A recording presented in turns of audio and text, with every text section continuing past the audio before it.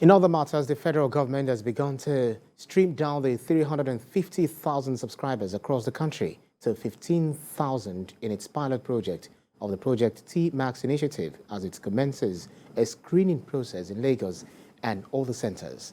The Project TMax initiative is an enterprise centered around skills acquisition for the youths. The Senior Special Assistant to the President on Education Interventions, Fela Bank Olemo, said the screening process will see about 30,000 students out of the 35,000 who registered in Lagos State be given a spot to acquire more vocational skills in their respective fields. Mr. Bank Olemo, while encouraging the first beneficiaries to take the initiative very seriously, said a 3-month program will help greatly in the cause of reducing the rising unemployment in the country.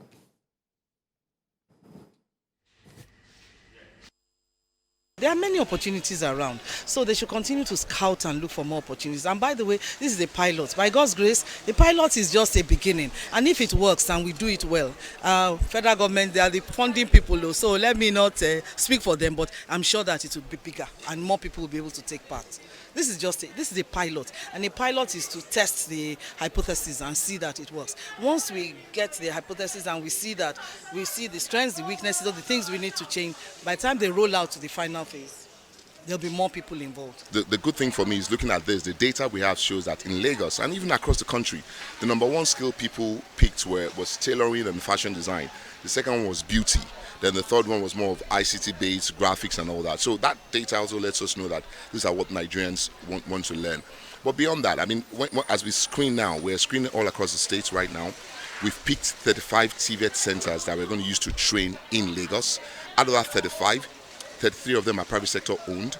Only 2 are government owned. So we're excited that we're getting the private sector to help us train this residents. But beyond that, it's a challenge to those that are going to be picked to take it very, very serious. This is a good development, actually coming directly from the federal government.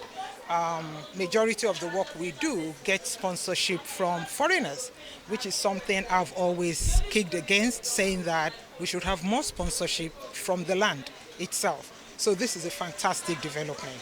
And we're looking at the end already from the beginning, because we know FSD students do extremely well.